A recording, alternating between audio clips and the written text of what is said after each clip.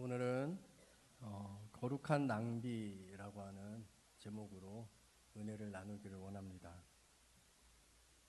오늘 우리가 읽은 본문 12장 1절을 보면 예수님께서 유월절 엿새 전에라고 베다니에 이르셨다라고 말씀합니다.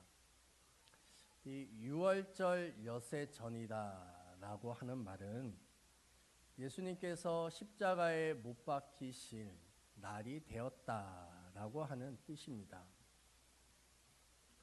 이 베단이라고 하는 이 동네는 죽었던 나사로가 살아났던 마을이었습니다. 이곳에 있었던 마르다와 마리아는 오라버니가 살아났기 때문에 너무나 기뻤고, 그래서 예수님을 초대하였습니다. 예수님을 위한 잔치 자리였던 것이지요. 예수님은 이제 코앞에 죽음을 두고 계시는데 죽음과 잔치는 왠지 어울리지 않는 말이었습니다. 하지만 예수님은 기꺼이 그 잔치 자리에 가셨습니다. 언제나 그렇듯이 음식을 열심히 준비하는 사람은 마르다였습니다. 잔치에 왔던 그 예수님과 또 12명의 제자들, 그들을 위하여서 열심히 섬기고 봉사한 마르다의 이 정성으로 인해서 잔치 자리는 아마 굉장히 기쁨이었고 또 분위기가 무르익어 갔을 것입니다. 맛있는 음식도 있었고 무엇보다도 죽었다가 다시 살아난 나사로가 있었기 때문에 그 기적을 볼 수 있다는 것은 정말 놀라운 일들이었던 것이죠. 이렇게 웃고 떠들는 즐거운 잔치 자리에 마리아가 그 자리에 들어왔는데 지극히 비싼 향유 순전한 나드 한 근을 예수님의 발에 붓는 것이었습니다.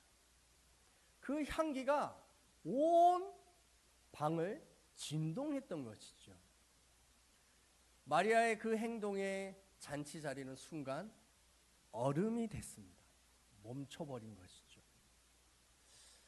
사람들은 그 장면을 보면서 순간 이게 뭐지? 라고 하는 생각을 했을 것입니다. 순전한 나드는 어떻게 얻는 거냐면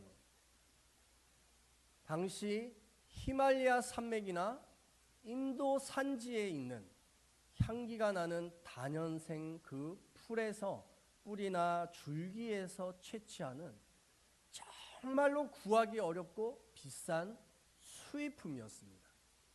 그래서 그 당시의 처녀들은 시집을 가기 위한 지참금으로 오랜 시간 동안 조금씩 그 향유를 사 모았던 그런 문화를 가지고 있었습니다.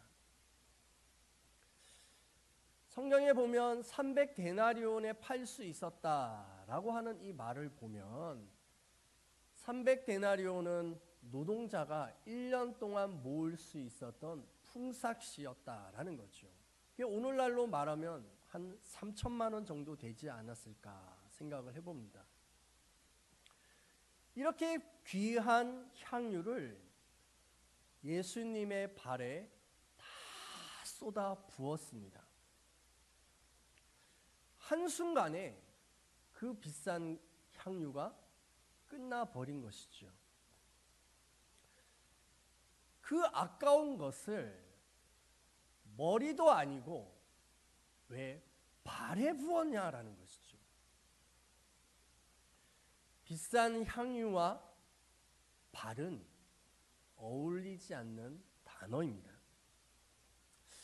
만약에 이곳에 계신 분들 중에 시집을 가려고 돈을 모으고 있는 딸이 한순간에 돈을 다 써버린다면 뭐라고 할까요? 말이 나오죠. 아까 2부 때도 그런 말이 나왔었는데 강대상에서 그 말을 바로 옮기기가 좀 거시기 하더라고요. 예, 미친 뭐 그런 거 있잖아요. 예, 그런 말들이. 내 제정신이야. 정신이 나간 거야. 막 이러면서 너 대체 무슨 돈으로 시집 가려고? 뭐 이러면서 아마 난리를 쳤을 것입니다. 오늘 성경 본문을 보면 이와 비슷한 사람이 나옵니다. 바로 가룟 유다였습니다. 우리가 읽었던 본문 5절에 보면 이렇게 말합니다. 우리 함께 읽어보겠습니다. 이 향유를 어찌하여 300데나리온에 팔아 가난한 자들에게 주지 아니하였느냐 하니. 이 값비싼 향유를 예수님의 발에 다 부어버린 이 마리아를 향하여서 가룟 유다는 비난의 말을 하고 있었습니다. 이거 팔아서 가난한 사람들에게 주는 것이 더 의미가 있지 않냐라는 말이지요. 그런데 이 요한복음 12장과 병행 본문이라고 할 수 있는 마태복음 26장 8절과 9절에 보면은 이 자리에 있었던 또 다른 제자들도 똑같은 생각을 하고 있다라는 것을 알 수 있습니다. 우리 함께 그 말씀을 읽어보겠습니다. 시작. 어쩌자고 이렇게 낭비하는 거지? 이것을 비싼 값에 팔아 그 돈을 가난한 사람들에게 줄 수도 있었잖소. 이 번역은 톰 나이트라고 하는 신학자가 번역한 그런 성경의 부분들인데 뭐라고 말하고 있습니까? 어떻게 이렇게 낭비하고 있냐라고 하는 말을 쓰고 있는 겁니다. 가룟 유다뿐만이 아니라 다른 제자들도 다 똑같은 생각이었다라는 것이죠. 굉장히 합리적이고 또한 이치에 맞는 말입니다. 아니 예수님을 위해서 좀 섬기고 헌신한다면 그 향유를 팔아서 일부분은 예수님을 위해서 쓰고 또 일부분은 가난한 자들을 위해서 쓰는 게 그게 더 합리적이지 않냐라고 하는 말이죠. 아마 우리들도 그렇게 생각하고 있을 겁니다. 좀 적당히 해라 라고 하는 말입니다. 이것에 대해서 예수님은 뭐라고 생각하셨을까? 우리 7절의 말씀을 함께 읽어보겠습니다. 시작. 예수께서 이르시되 그를 가만두어 나의 장래할 날을 위하여 그것을 간직하게 하라. 아멘.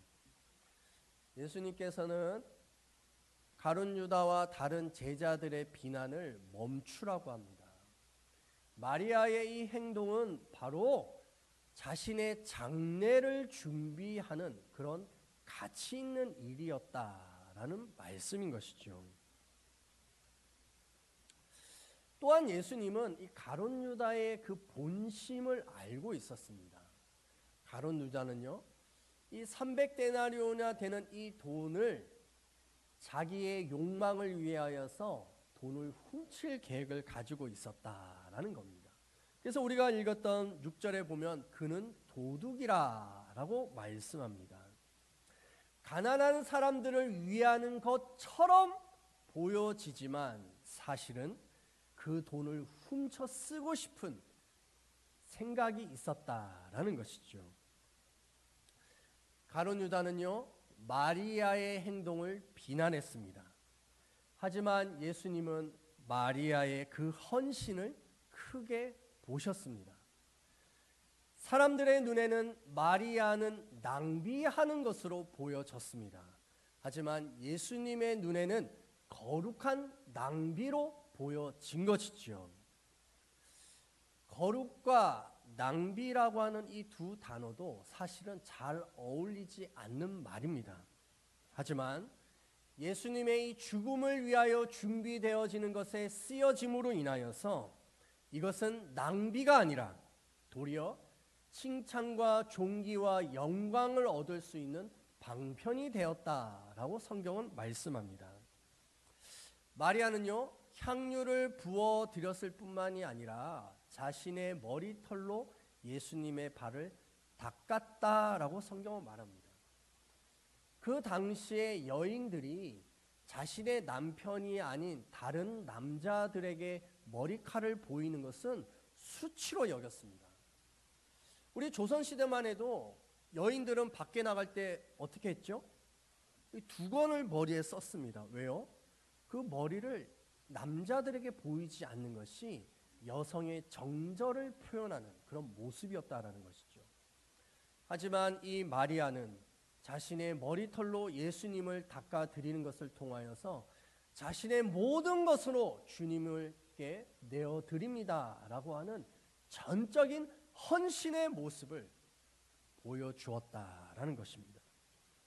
이것에 대해서 예수님은 어떻게 높여주시는가? 우리 마가복음 14장 9절 말씀 우리 함께 읽어보겠습니다. 시작. 온 천하에 어디서든지 복음이 전파되는 곳에는 이 여자가 행한 일도 말하여 그를 기억하라. 아멘. 복음이 전파되는 곳곳마다 누구든지 이 여자가 행한, 이 마리아가 행한 이것을 기억하라 라고 주님 말씀하셨습니다. 그래서 2000년이 지난 이 21세기를 살고 있는 우리도 마리아의 이 헌신을 기억하고 있는 것이죠. 하지만 우리가 정말로 기억해야 할 것은 이 마리아가 자신의 모든 것으로 헌신했다라고 하는 것뿐만이 아니라 더 근본적으로 왜 마리아는 자신의 전 재산이라고 할 수 있는 그것을 드리게 되었는가에 대해서 우리는 더 집중해야 하는 것입니다. 마리아는요, 오라버니였던 나사로가 죽는 그 현장에 있었습니다. 어쩌면 마르다와 마리아에게 있어서는 그 오빠가 그 집의 유일한 희망이었을 것입니다. 하지만 병들었던 오라버니가 죽어가는 그 속에서 점점 촛불이 꺼져가는 것처럼 희망은 사라지고 있었던 것입니다. 결국 그렇게 죽었고 그 오라버니를 천으로 머리에서부터 발끝까지 마치 미라처럼 꽁꽁 동여 매어서 무덤에 넣었습니다. 그리고 빛이 전혀 들어올 수 없도록 그 무덤의 입구를 커다란 돌로 막았던 것이지요. 마리아의 삶 속에서는 더 이상 소망이라고는, 집에 빛이라고는 없는 죽음의 어둠 속에 마리아는 들어가게 된 것이었습니다. 예수님만 계셨더라면 오라버니가 죽지 않았을 텐데 예수님이 계시지 않음으로 인해서 죽었다라고 하는 이 절망 속에 있었던 것이죠. 그렇게 나흘이 지났습니다. 이미 죽은 지 나흘이나 되었기 때문에 시체가 썩는 냄새가 무덤 문 밖에는 맡을 수가 있었던 것입니다. 하지만 예수님은 나흘 만에 그곳에 찾아오셔서 무덤에 막고 있었던 돌을 향하여 이 돌을 옮겨 놓으라 라고 말씀하셨습니다. 그리고 죽어 있었던 나사로를 향하여서 나사로야 나오라 라고 선포했을 때 그 나사로는 마치 강시처럼 벌떡 일어났고 콩콩콩콩 뛰면서 무덤 문 앞에 서게 되었습니다. 천으로 묶여 있었기 때문에 아무것도 할 수 없었던 그 나사로를 향하여서 풀어놓아 다니게 하라라고 말씀하셨고 나사로는 그렇게 움직일 수가 있었습니다. 아무 소망이 없었던 그 마리아에게 예수 그리스도께서는 오라버니를 살리는 이 기적을 통하여서 꿈과 소망과 희망을 주신 줄 믿습니다. 그러므로 지금 이 잔치 자리에 죽었다가 살아난 그 오라버니와 예수님이 함께 자리를 하고 있는데 마리아의 눈에는 누구밖에 보이지 않습니까? 예수 그리스도밖에 보이지 않는 것이죠. 예수님이 가장 크게 보였기 때문에 자기에게 있는 전 재산이라고 할 수 있는 순전한 나드라고 할지라도 이것을 주님께 드려야겠다라고 하는 마음으로 드린 줄 믿습니다. 주님의 능력 외에는 자신을 구원할 수 있는 방법이 없다라고 인정하는 사람의 삶 속에는 오직 길이요 진리요 생명이신 예수님만을 붙잡게 되는 줄 믿습니다. 우리 교회는 지금 하나님의 일 50일 기도학교를 하고 있습니다. 어저께로 3주가 지났고 이제 내일부터는 50일 기도학교의 절반이라고 할 수 있는 네 번째 주의 첫날이 시작합니다. 우리가 기도하는 것 같지만 기도는 하나님의 일입니다.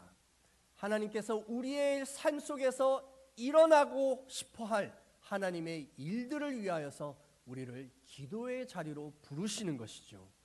그 부름에 응답하여 기도하는 자들에게 하나님의 영광을 체험시켜 주실 줄 믿습니다. 왜 기도합니까? 하나님 외에는 우리의 인생을 도와줄 수 있는 분이 없다라고 하는 고백이 있기 때문에 기도하는 것인 줄 믿습니다. 예수님만이 진정한 우리의 구세주가 되신다면 기도의 자리로 나오는 것이죠. 그래서 차로 30분 거리에 있는 분들은 현장으로 나오고 그럴 수 없는 분들은 유튜브로 참여하라라고 말씀했습니다. 지금 우리 성도들이 계속 그렇게 기도의 자리를 지키고 있습니다. 저는 목사이지만 제가 믿음이 부족하였다라는 생각을 합니다. 50일 기도학교를 하면서 성도들이 적게 나오면 어떨까라고 하는 굉장히 걱정을 많이 했는데 우리의 성도들은 저의 이 수준보다 더 뛰어나다라는 것이죠. 우리 성도들이 얼마나 많이 나와서 기도하는 줄 모릅니다. 기도하는 그 소리는 부르짖는 그 소리는 하늘을 울리고 있는 소리입니다. 하나님께서는 우리에게 기도의 자리를 지켜내라라고 말씀하십니다. 혹 50일을 완주 못하기 때문에 나 이제 안 나갈 거야, 나랑 상관없어 라고 생각하지 마시고 완주가 아니다 할지라도 기도하는 그 자리가 하나님의 영광을 체험하게 되는 자리인 줄 믿습니다. 그러므로 우리는 기도를 계속하고 기도를 지속해야 하는 것이죠. 이것이 우리가 하나님 앞에 드릴 수 있는 거룩한 낭비인 줄 믿습니다. 이덕주 교수님이 쓴 한국교회 처음 이야기라고 하는 책에 보면 우리 조선에 왔던 조셉 헨리 데이비스 선교사님의 이야기가 나옵니다. 이분은 호주 멜버른 대학을 졸업한 엘리트였습니다. 그곳에서 초등학교를 세웠고 교장 선생님을 지낸 분이셨습니다. 하지만 그곳에서 영국 성공의 선교사님이 조선에 대한 선교에 대한 글을 쓴 것을 읽고 자기 자신을 조선을 위한 선교사로 들였습니다. 그래서 자기가 누리고 있었던 것을 다 내려놓고 33살의 나이에 1889년 10월 2일 날 조선 땅을 밟았던 호주인 최초의 선교사님이 되셨습니다. 바로 이분입니다. 이분은요, 부산을 향한 선교의 마음을 갖고 서울에서 계속 한국어 공부를 하셨습니다. 그렇게 해서 5달이 지나고 나서 1890년 3월 14일에 선교지였던 부산을 향하여서 출발하게 됩니다. 조선인 어학선생 한 명과 또 진꾼을 데리고 서울에서부터 수원을 거치고 공주를 거치고 추풀령 그 고갯길을 넘어가는 20여일을 걸어가는 시간이었습니다. 거의 한 600km가 넘는 그 길을 걸어가신 이 데이비스 선교사님은 부산에 도착하였을 때 기력이 바닥이 났습니다. 너무나 무리한 여행이었기 때문에 천연두에 걸렸고 또한 폐렴의 합병증이 찾아오게 되었습니다. 닷새 동안 아무것도 먹지 못하고 시름시름 앓다가 결국 제대로 된 치료를 한 번 받지 못하고 죽었습니다. 마지막 죽음의 순간에 데이비스 선교사님은 예수님에 대하여 무엇이라 중얼거렸더라라고 하는 기록이 있습니다. 하지만 이 데이비스 선교사님의 이 죽어가는 이 장면을 지키고 있었던 또 다른 선교사님이 데이비스 선교사님의 이 죽음, 이 순교의 이야기를 호주에 있는 호주 장로교회에 편지를 써서 보냅니다. 호주 장로교회는 조선이라고 하는 땅이 있는 줄도 몰랐었는데 그 땅에서 죽어갔던 데이비스 선교사님의 그 이야기를 듣고 그들의 가슴이 불타오르기 시작하였습니다. 조선의 선교를 위하여서 기도하기 시작하였고 많은 성도들이 조선의 선교를 위하여서 헌금을 모으기 시작하였습니다. 그렇게 시작한 조선의 선교가 호주 출신 선교사님들이 100명이 넘는 선교사들이 조선 땅을 밟았고 그곳에서 복음의 씨앗들이 끊임없이 뿌려지게 된 것입니다. 조선 땅에 와서 6개월밖에 살지 못했던, 그리고 선교의 활동이라고는 별로 한 것이 없는 단지 어학 공부 하나 하고 이 땅에서 순교한 데이비스 선교사님, 어쩌면 거룩한 낭비인 것이죠. 하지만 이 선교사님을 향하여 때문에 조선 땅에는 수많은 선교사님들의 열매가 맺혀진 것처럼 지금도 우리는 그 선교사님의 그 은혜를 입고 있는 줄 믿습니다. 이분이 와서 복음을 전한 것은 단지 예수 믿고 천국 가라고 하는 말이었을까요? 절대 그렇지 않습니다. 예수를 믿는다라고 하는 것은 이미 하나님의 나라 천국이 우리의 삶에 시작한 것인 줄 믿습니다. 죄와 사망의 어둠에서부터 하늘의 공중권세 잡은 자로부터 우리는 승리할 수 있는 능력을 가진 자인 줄 믿습니다. 우리 에베소서 6장 11, 12절 표준 세번역 번역으로 함께 읽겠습니다. 악마의 관계에 맞설 수 있도록 하나님이 주시는 온몸을 덮는 갑옷을 입으십시오. 우리의 싸움은 인간을 적대자로 상대하는 것이 아니라 통치자들과 권세자들과 이 어두운 세계의 지배자들과 하늘에 있는 악한 영들을 상대로 하는 것입니다. 아멘. 예수 그리스도의 이 살아계심을 경험한 사람들은 우리를 묶고 있는 그 어떤 어둠의 권세라 할지라도 승리로 변화시킬 수 있는 줄 믿습니다. 포로되었던 것, 막혀 있었던 것, 우리를 사슬로 묶어 있었던 모든 것에서부터 우리는 자유케 되는 능력을 가진 자들인 줄 믿습니다. 뿐만이 아니라 이 땅에 그렇게 고통하고 있는 또 다른 사람들을 살리고 회복시키고 해방을 경험할 수 있는 믿음의 성도들이 될 수 있는 줄 믿습니다. 그러므로 우리는 하나님께 거룩한 낭비로 드려야 하는 것입니다.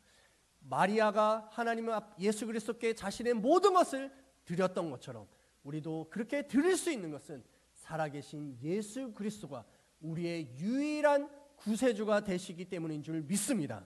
우리 이 시간 함께 결단의 기도를 합시다. 하나님, 내가 기도의 자리에 거룩한 낭비로 드려지기를 원합니다. 나를 통하여 하나님이 일하시옵소서. 사망과 죽음의 권세를 물려쳐 주시고 우리를 가두고 있고 우리를 묶고 있는 모든 사슬로부터 자유케 되어지는 일들이 일어나게 하여 주시옵소서. 우리 주여 청하며 기도하겠습니다. 주여! 할렐루야. 하나님 아버지, 이 시간 기도합니다. 오 주여,